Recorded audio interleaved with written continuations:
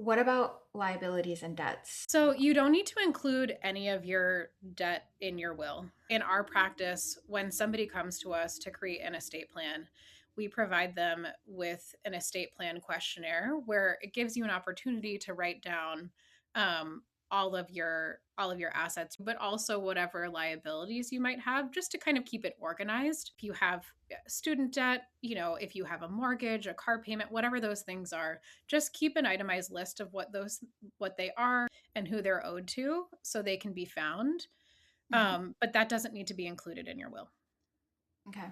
The intention for us is that that would then be a living document that you could update from time to time during your life.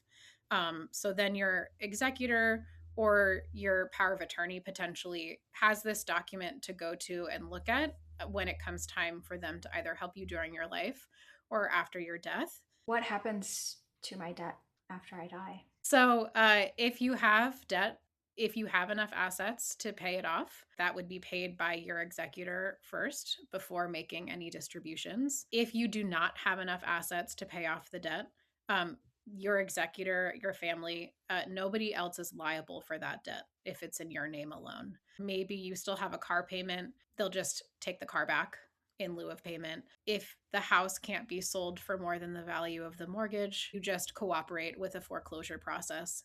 If you have debt that can't be satisfied by selling something, like maybe you have a lot of credit card debt or student loans, if there's not enough money to cover those things, the estate is just insolvent. A lot of times, credit card companies will negotiate what's owed if it means they'll get paid. If not, there's a process where you file with the court to just get a judge to sign off on an accounting showing that the estate does not have adequate funds to pay the debts. The Mhm. court would then deem the estate insolvent and all of those creditors would go away.